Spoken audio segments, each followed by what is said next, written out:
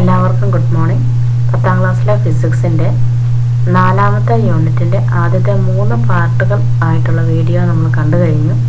Concave ദർപ്പണത്തിലെ image formation വരെയാണ് നമ്മൾ പഠിച്ചത്.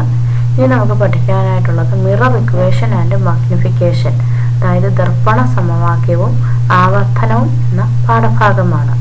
ഇതിലെ കുറേ പ്രോബ്ലംസ് ആണ് ഇതിനകത്ത് വരുന്നത്. ഫിസിക്സിൽ സാധാരണ ചോദിക്കാറുള്ള കുറേ പ്രോബ്ലംസ് ഈ ഭാഗത്തുനിന്ന് വരുന്നതാണ്. അപ്പോൾ ഇതിനകത്തുനിന്ന് എന്തൊക്കെ കാര്യങ്ങളാണ് നമുക്ക് പഠിക്കേണ്ടത് എന്ന് നമുക്ക് നോക്കാം. ആദ്യമേ തന്നെ ദർപ്പണ സമവാക്യമാണ് നിങ്ങൾ അറിഞ്ഞിരിക്കേണ്ടത്. ദർപ്പണ സമവാക്യം എന്ന് പറയുന്നത് 1/f = 1/u + 1/v എന്നതാണ് ദർപ്പണ സമവാക്യം. അതിൽ f എന്ന് പറയുന്നത് ഫോക്കസ് ദൂരമാണ്. പോളിൽ നിന്ന് ഫോക്കസിലേക്കുള്ള ദൂരമാണ് ഫോക്കസ് ദൂരം. അടുത്തത് u എന്ന് പറയുന്നത് ദർപ്പണത്തിൽ നിന്ന് വസ്തുവിലേക്കുള്ള ദൂരവും v ദർപ്പണത്തിൽ നിന്ന് പ്രതിബിംബത്തിലേക്കുള്ള ദൂരവുമാണ്. ഇതിനെ നമുക്ക് കണക്ക് ചെയ്യാൻ എളുപ്പത്തിന് ഇങ്ങനെ മാറ്റിയെടുക്കാം. ഫോക്കസ് ദൂരമാണ് കണ്ടുപിടിക്കേണ്ടത് എങ്കിൽ uv / u + v എന്ന സമവാക്യം നമുക്ക് ഉപയോഗിക്കാം. ഇനി വസ്തുവിലേക്കുള്ള അകലമാണ് കാണേണ്ടത് എങ്കിൽ vf / v - f. പ്രതിബിംബത്തിലേക്കുള്ള അകലമാണെങ്കിൽ uf / u - f. ഇത് നോക്കി നിങ്ങൾക്ക് മനസ്സിലാക്കാവുന്നതേ ഉള്ളൂ. വസ്തുവിലേക്കുള്ള അകലമാണെങ്കിൽ ഇവിടെ vf / v - f അല്ലെങ്കിൽ uf / u - f. ഇനി ന്യൂ കാർട്ടീഷ്യൻ ചിഹ്ന രീതി, അതായത് ഇതിന് നമ്മൾ ചിഹ്നം കൊടുക്കുന്ന രീതിയാണ് പഠിക്കാനായിട്ടുള്ളത്. ദർപ്പണത്തിലെ ലെൻസിനും എല്ലാം നമുക്ക് ദൂരം അളക്കുന്നത് ഗ്രാഫിലെ അക്ഷങ്ങളുടേതിന് സമാനം. അതായത് 2 അക്ഷങ്ങളാണ് ഗ്രാഫിനുള്ളത്, x അക്ഷവും y അക്ഷവും. x അക്ഷം ഇങ്ങനെ നേരെ, y അക്ഷം താഴേക്കുള്ളതും. അപ്പോൾ ദർപ്പണത്തിന്റെ പോളാണ് നമ്മൾ ഗ്രാഫിന്റെ മൂലബിന്ദു അല്ലെങ്കിൽ ഒറിജിനായിട്ട് കണക്കാക്കുന്നത്. അവിടെ നിന്നാണ് നമ്മൾ അളവുകളെല്ലാം അളക്കുന്നത്. നീളവും ഉയരവും എല്ലാം നമ്മൾ നോക്കുന്നത് ഈ ഒറിജിനെ ആധാരമാക്കിയാണ്. അപ്പോൾ ഒറിജിനിൽ നിന്ന്, പോൾ എന്ന ബിന്ദുവിൽ നിന്ന് വലത്തോട്ടുള്ള ദൂരം എല്ലാം നമ്മൾ പോസിറ്റീവായിട്ടും ഇടത്തോട്ടുള്ളതെല്ലാം നെഗറ്റീവായിട്ടും കാണുന്നു. അതുപോലെ x അക്ഷത്തിന്റെ മുകളിലേക്കുള്ളതെല്ലാം പോസിറ്റീവും x അക്ഷത്തിന്റെ താഴേക്കുള്ളതെല്ലാം നെഗറ്റീവുമായിട്ട് നമ്മൾ പരിഗണിക്കുന്നു. അതായത് വസ്തുവിലേക്കും പ്രതിബിംബത്തിലേക്കുമുള്ള അകലമാണ് നമ്മൾ ഇടത്തോട്ടും വലത്തോട്ടും അളക്കുന്നത്. അത് വലത്തോട്ടാണെങ്കിൽ പോസിറ്റീവും ഇടത്തോട്ടാണെങ്കിൽ നെഗറ്റീവും. ഇനി വസ്തുവിന്റെയും പ്രതിബിംബത്തിന്റെയും ഉയരമാണ് നമ്മൾ മുകളിലേക്കും താഴേക്കും അളക്കുന്നത്. മുകളിലേക്കാണെങ്കിൽ പോസിറ്റീവും താഴേക്കാണെങ്കിൽ നെഗറ്റീവും ആയിരിക്കും. ഇവിടെ നോക്കുക, ദൂരം വലത്തേക്കാണെങ്കിൽ പോസിറ്റീവ് ആയിരിക്കും, ദൂരം ഇടത്തേക്കാണെങ്കിൽ നെഗറ്റീവ്. ഇങ്ങോട്ടാണ് നമുക്ക് വസ്തു അല്ലെങ്കിൽ പ്രതിബിംബം ഇരിക്കുന്നത് എങ്കിൽ ഇടത്തേക്ക് നമ്മൾ അളക്കണം. അപ്പൊ അത് നെഗറ്റീവ് ആകുന്നു. ഇനി മുകളിലേക്കുള്ള ഉയരം പോസിറ്റീവും താഴേക്കുള്ള ഉയരം നെഗറ്റീവും ആയിരിക്കും. അതാണ് ഇവിടെ ചിഹ്നം ഇട്ട് കൊടുത്തിരിക്കുന്നത്. നമ്മൾ ഇങ്ങനെയാണ് ചിഹ്നം ഇടാറുള്ളത്. വസ്തു ഇരിക്കുന്നത് ഇടതുവശത്താണ്, അതുകൊണ്ട് ഇവിടെ എന്ത് സംഭവിച്ചു? നെഗറ്റീവ് u എന്ന് വരുന്നു. പ്രതിബിംബവും ഇടതുവശത്ത്, അപ്പൊ ഇവിടെയും നമ്മൾ ഇടത്തേക്കാണ് അളക്കുന്നത്, അതുകൊണ്ട് അത് -v എന്ന് വരുന്നു. ഇനി വസ്തുവിന്റെ ഉയരം, വസ്തു മുകളിലേക്കാണ് ഇരിക്കുന്നത്, അതുകൊണ്ട് പോസിറ്റീവ് +ob. പ്രതിബിംബം താഴേക്കാണ്, അതുകൊണ്ട് -im. എപ്പോഴും നമ്മൾ വസ്തുവിന്റെ ഉയരത്തെ OB എന്ന പേരുകൊണ്ടും പ്രതിബിംബത്തിന്റെ ഉയരത്തെ IM എന്ന പേരുകൊണ്ടുമാണ് സൂചിപ്പിക്കാറുള്ളത്.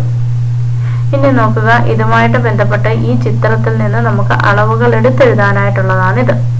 ദർപ്പണത്തിൽ നിന്ന് വസ്തുവിലേക്കുള്ള ദൂരം, ഇതാണ് ദർപ്പണത്തിന്റെ പോള്. പോളിൽ നിന്ന് വസ്തുവിലേക്കുള്ള ദൂരം OB എന്ന് പറയുന്ന ഇതിലേക്കുള്ള ദൂരം നമുക്ക് തന്നിട്ടുണ്ട് 60 സെന്റിമീറ്റർ. അത് നമ്മൾ ഇടത്തേക്കാണ് അളക്കുന്നത്, അതുകൊണ്ട് -60 എന്ന് നമുക്ക് തന്നിട്ടുണ്ട്. ഇനി ദർപ്പണത്തിൽ നിന്ന് പ്രതിബിംബത്തിലേക്കുള്ള ദൂരം നമ്മൾ എഴുതണം. IM എന്ന് കൊടുക്കുന്നതാണ് പ്രതിബിംബം. ദർപ്പണത്തിൽ നിന്ന് പ്രതിബിംബത്തിലേക്കുള്ള ദൂരം എന്ന് പറയുന്നത് എമ്മിന്റെ താഴെ വന്ന് നിൽക്കുന്നത് ഈ ആരോ മാർക്കാണ്. അപ്പൊ 20 സെന്റിമീറ്റർ ആണ്. അതും ഇടതുവശത്തേക്കായതുകൊണ്ട് -20 സെന്റിമീറ്റർ. ഇനി അടുത്തത് ഫോക്കസ് ദൂരം എന്ന് പറഞ്ഞാൽ ഫോക്കസിലേക്കുള്ള ദൂരം. ഇതാണ് f, ഫോക്കസ്.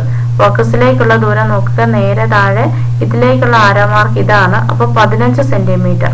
അതും ഇടത്തേക്കാണ്, അതുകൊണ്ട് അതും -15 സെന്റിമീറ്റർ.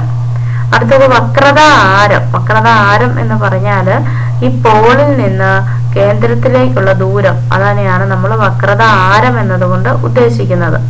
അപ്പം നേരെ താഴേക്ക് നോക്കുക, സിയിലെത്തി നിൽക്കുന്ന ആരോ മാർക്ക് ഇതാണ്, അത് 30 സെന്റിമീറ്റർ. അത് നമ്മൾ ഇടത്തേക്കാണ് അളക്കുന്നത്. അതുകൊണ്ട് വക്രത ആരം -30 സെന്റിമീറ്റർ നമുക്ക് തന്നിട്ടുണ്ട്. വസ്തുവിന്റെ ഉയരം ഇതാണ്, OB ആണ് വസ്തുവിന്റെ ഉയരം നോക്കുക. ഇതേ ഉയരത്തിൽ തന്നിരിക്കുന്നത് 12 സെന്റിമീറ്റർ. അപ്പൊ വസ്തുവിന്റെ ഉയരം 12 സെന്റിമീറ്റർ, മുകളിലേക്കായതുകൊണ്ട് +12 സെന്റിമീറ്റർ. അടുത്തത് പ്രതിബിംബത്തിന്റെ ഉയരം. പ്രതിബിംബം താഴേക്കാണ്, അപ്പം 4 സെന്റിമീറ്റർ ആണ് ഇവിടെ പ്രതിബിംബത്തിന്റെ ഉയരം തന്നിരിക്കുന്നത്. താഴേക്കായതുകൊണ്ട് -4 സെന്റിമീറ്റർ. ഇതുപോലെയുള്ള ചിത്രം വന്നിട്ട് പട്ടിക പൂർത്തിയാക്കാൻ പരീക്ഷയ്ക്ക് ചോദിക്കാം. അതുകൊണ്ട് ഇത് നന്നായിട്ട് മനസ്സിലാക്കി വെക്കുക. ഇനി നോക്കുക, ചിഹ്ന രീതി അനുസരിച്ച് നമ്മൾ ആവർത്തനത്തിലേക്ക് എത്താനായിട്ടുള്ള സമവാക്യം കണ്ടുപിടിക്കാൻ പോവുകയാണ്. അപ്പൊ ഇവിടെ നോക്കുക, ഈ ചിത്രം അനുസരിച്ച് IM divided by OB, IM എന്ന് പറയുന്ന ഇതാണ്, ഇത് OB ആണ്. IM ഡിവൈഡഡ് ബൈ OB എന്ന് പറയുന്നത് IP ഡിവൈഡഡ് ബൈ OPക്ക് തുല്യമാണ്. അതായത് ഇതാണ് IP, ഇതാണ് OP. ഇതിനെ രണ്ടിനെ നമ്മൾ ത്രികോണമായിട്ട് പരിഗണിക്കുന്നു. അതായത് ഇവിടെ രണ്ട് ത്രികോണങ്ങൾ, OBP എന്ന ഒരു ത്രികോണവും IMP എന്ന് പറയുന്ന ഒരു ത്രികോണവും. അത് സദൃശ ത്രികോണങ്ങളായിട്ട് നമ്മൾ എടുക്കുകയാണെങ്കിൽ സദൃശ ത്രികോണങ്ങളുടെ സമാന വശങ്ങൾ സമാനമായിരിക്കും. അങ്ങനെയാണ് IM ഡിവൈഡഡ് ബൈ OB എന്നും IP ഡിവൈഡഡ് ബൈ OP എന്നും നമ്മൾ എടുക്കുന്നു. ഇനി ഇവിടെ IM എന്ന് പറയുന്നത് പ്രതിബിംബത്തിന്റെ ഉയരമാണ്, അതാണ് HI. പ്രതിബിംബത്തിന്റെ ഉയരം HI എന്ന് നമ്മൾ എടുക്കുന്നു. വസ്തുവിന്റെ ഉയരം OB എന്നത് HO എന്നെടുക്കുന്നു.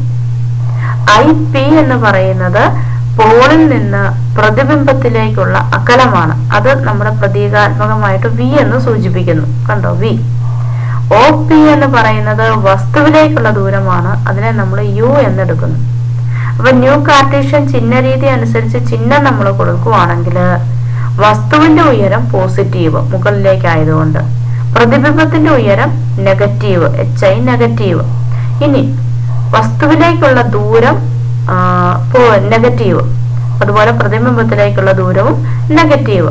ഇതിന് നമ്മൾ ചിഹ്നവും ഈ സിംബലുകളും കൊടുത്താൽ IM എന്ന് പറയുന്നത് -HI ആകുന്നു, OB എന്ന് പറയുന്നത് HO ആകുന്നു, -V എന്ന് പറയുന്ന IP എന്ന് പറയുന്നത് പ്രതിബിംബത്തിലേക്കുള്ള അകലമാണ്, അത് -V ആകുന്നു. OP എന്ന് പറയുന്നത് വസ്തുവിലേക്കുള്ള അകലമാണ്, അത് -U എന്ന് നമ്മൾ കൊടുക്കുന്നു.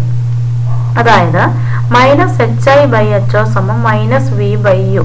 മുകളിലും താഴെ നെഗറ്റീവ് ചിഹ്നം ഉള്ളതുകൊണ്ട് അത് നമുക്ക് കളയാം. അപ്പൊ -HI/HO = V divided by U. നമ്മൾ നേരത്തെ പഠിച്ചതനുസരിച്ച് M എന്ന് പറയുന്നത് -HI/HO ആണ്, ആവർത്തനം എന്ന് പറയുന്നത്.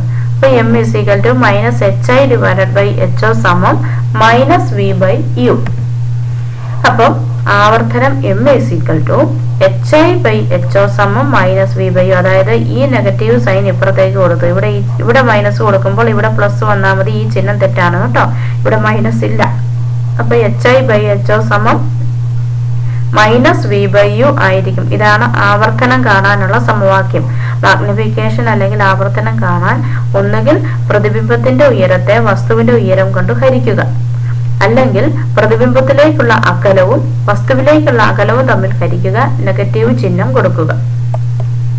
നോക്കുക, പ്രതിബിംബത്തിന്റെ ഉയരവും വസ്തുവിന്റെ ഉയരവും തമ്മിലുള്ള അനുപാതമാണ് ആവർത്തനം. പ്രതിബിംബത്തിന്റെ ഉയരം ഡിവൈഡഡ് ബൈ വസ്തുവിന്റെ ഉയരം സമം ആവർത്തനം. M = HI divided by HO. ആവർത്തനം കണക്കാക്കുന്ന സന്ദർഭങ്ങളിൽ മുഖ്യ അക്ഷത്തിന് മുകളിലേക്കുള്ളത് പോസിറ്റീവായും മുഖ്യ അക്ഷത്തിന് താഴോട്ടുള്ളത് നെഗറ്റീവായും പരിഗണിക്കണം. ഇതിന്റെ ഒരു പ്രത്യേകത, ഇതിന് യൂണിറ്റ് ഇല്ല, ആവർത്തനത്തിന് യൂണിറ്റ് ഇല്ല എന്ന് പ്രത്യേകം ഓർത്തിരിക്കുക. ഈ സമവാക്യവും നിങ്ങൾ പഠിച്ചു വെക്കുക.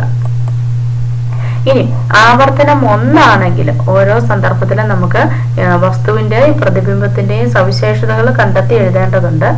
ആവർത്തനം ഒന്നാണെങ്കിൽ വസ്തുവിന്റെ വലുപ്പവും പ്രതിബിംബത്തിന്റെ വലുപ്പവും തുല്യമായിരിക്കും. അപ്പൊ കണക്ക് തന്നിട്ട് ആവർത്തനം കണ്ടുപിടിക്കാനായിട്ടുള്ള ഒരു പ്രോബ്ലം തന്നിട്ട് വസ്തുവിന്റെയും പ്രതിബിംബത്തിന്റെയും സവിശേഷതകൾ, പ്രതിബിംബത്തിന്റെ സവിശേഷതകൾ എഴുതാനായിട്ട് ചോദിക്കാം.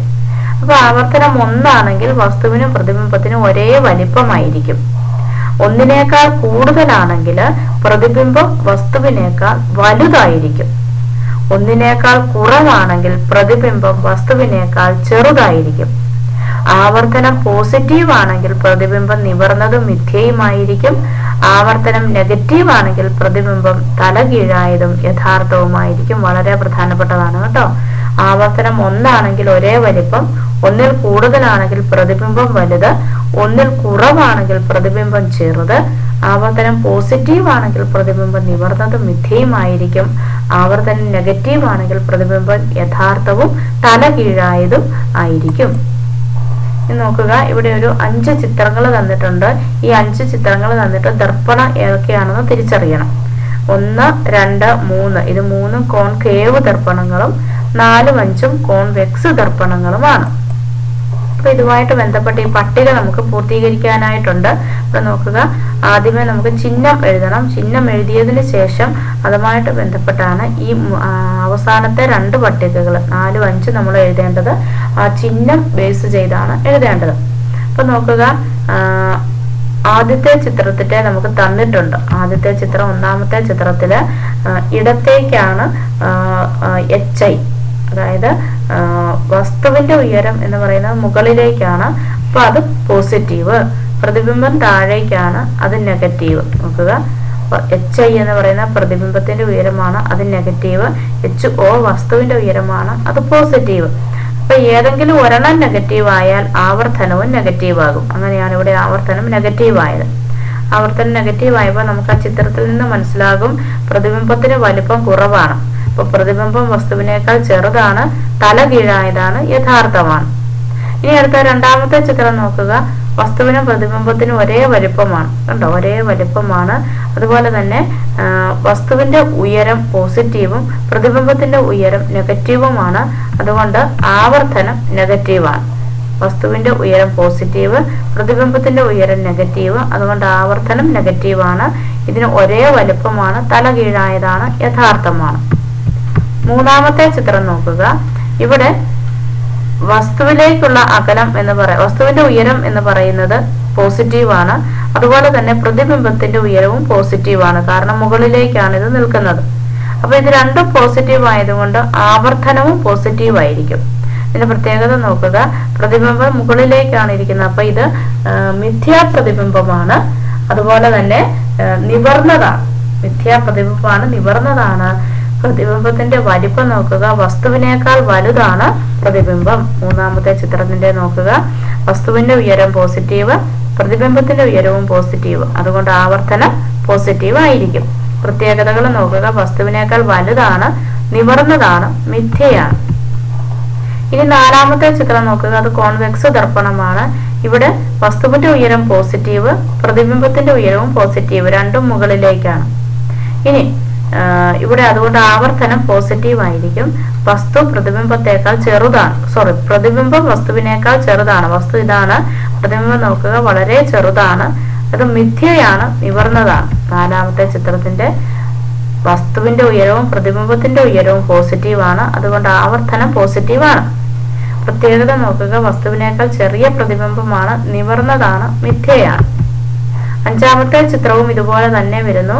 വസ്തുവിന്റെ ഉയരം പോസിറ്റീവ്, പ്രതിബിംബത്തിന്റെ ഉയരവും പോസിറ്റീവാണ്. അതുപോലെ തന്നെ ഇത് നിവർന്നതാണ്, മിഥ്യയാണ്, വസ്തുവിനേക്കാൾ ചെറുതാണ്. നോക്കുക, വസ്തുവും പ്രതിബിംബവും ഉയരം പോസിറ്റീവ് ആയതുകൊണ്ട് ആവർത്തനം പോസിറ്റീവായി. നിവർന്നതും മിഥ്യയുമായ പ്രതിബിംബമാണ്, വസ്തുവിനേക്കാൾ ചെറുതാണ്. അപ്പൊ ഇതാണ് ഈ പട്ടിക. ഈ പട്ടിക നിങ്ങൾ പുസ്തകത്തിൽ പൂർത്തീകരിച്ച് വെക്കുക. ഇത്രയും കാര്യങ്ങളാണ് ഈ ഒരു വീഡിയോയിലൂടെ നമുക്ക് മനസ്സിലാക്കാനുള്ളത്. ആവർത്തനവും ദർപ്പണ സമവാക്യവുമായി ബന്ധപ്പെട്ട് പരീക്ഷയ്ക്ക് ചോദ്യങ്ങൾ ഉണ്ടാകും. അപ്പോൾ അത് നന്നായിട്ട് മനസ്സിലാക്കി ചെയ്ത് പഠിക്കുക. അടുത്തതായിട്ട് നമുക്ക് വിലയിരുത്താം ചോദ്യങ്ങളിലേക്ക് അടുത്ത വീഡിയോയിലൂടെ കടന്നു വരാം. അതുവരെ എല്ലാവർക്കും താങ്ക് യു.